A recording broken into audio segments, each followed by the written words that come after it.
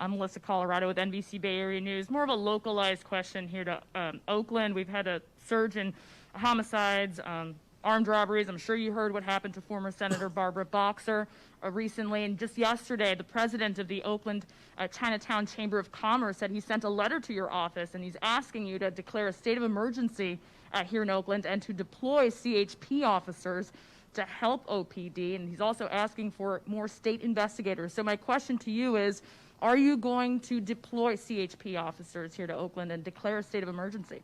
Well, we have 5 task forces, active task forces with the CHP, Department of Justice, and the county and local authorities.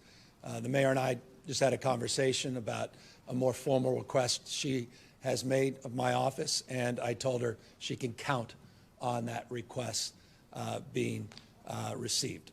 We're going to do more to help support not only those existing task forces, retail theft task forces, a regional vehicle theft task force, major crimes task force. We'll continue to provide other resources beyond personnel and CHP. We have canine support, we have investigative support, but we have also done a number of things that I don't know have gotten the attention they deserve.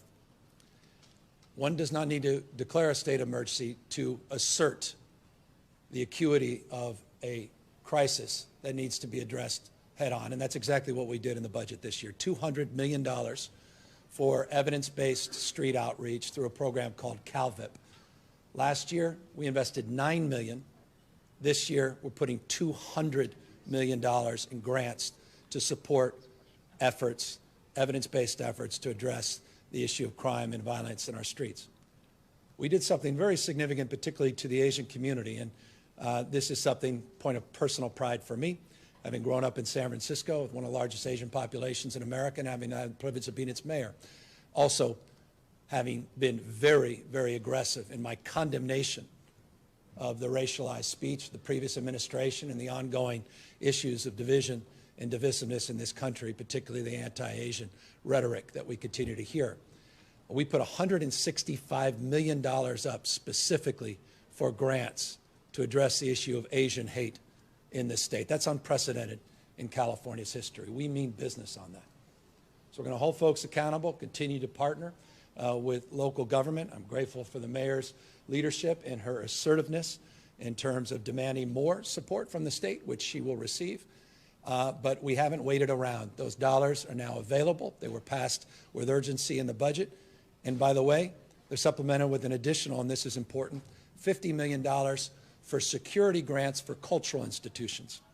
Those dollars are also available today to secure sites physically and or with human resources to provide more support for cultural institutions that also have been subject to hate.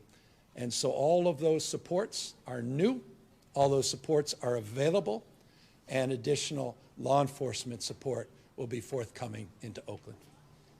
Governor Kathy Novak from KCBS Radio, and I'm told I'm the last question. A follow-up to what Jill asked in terms of possible next steps for removing the testing option for teachers and just requiring vaccinations.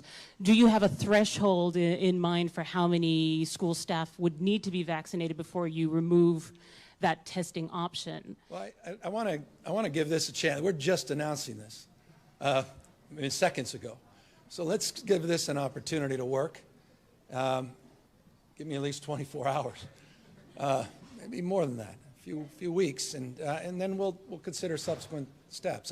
Look, the vast majority, Mr. Brown can make this point himself, overwhelming majority of our teachers have been vaccinated. Overwhelming majority, not everybody. But we need to get the other staff, support staff, is vaccinated as well with some urgency, and we'll see how that process is. We put a timeline, want to give people time. I mean, we're just opening up the schools. I was talking to the principal. I mean, this place looks spectacular. I love the first week of school. But, yeah, she's got her hands full just taking care of those little ones inside and keeping the bathrooms clean and operational. And now we're requiring this new testing verification, and she's now wondering how she sets up the testing protocols, and we need to give her a little bit of space, a little bit of support. We have Safe Schools teams and technical assistant teams that Linda and Brooks and the school board are providing. We had remarkable support from Congresswoman Lee with the federal dollars that came in. $27 billion came in the state to help advance our efforts in the ventilation and other things that Mr. Brown were referencing.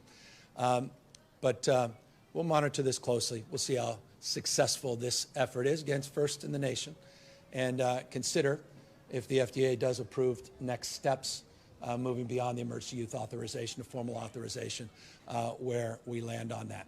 I continue to remind people, in closing, the importance, the imperative. If we want to end this pandemic and disease, we can do it in a month. That's a choice.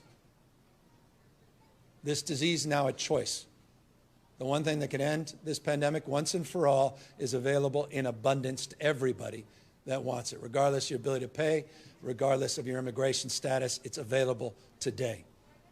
And that's a vaccine that will not only save your lives, but allow us to sustainably keep our kids back in in-person instruction, keep our economy moving, support our small businesses. I don't know that there's a more damn patriotic thing you can do on behalf of not only yourself, your community, but your fellow Americans than getting vaccinated. Encourage everybody to take advantage of that, what I would argue, responsibility, not just opportunity, that is available in abundance here in our state. Thank you all very much for the privilege of your time, and thank you, everybody, for helping get us to where we are today with this name.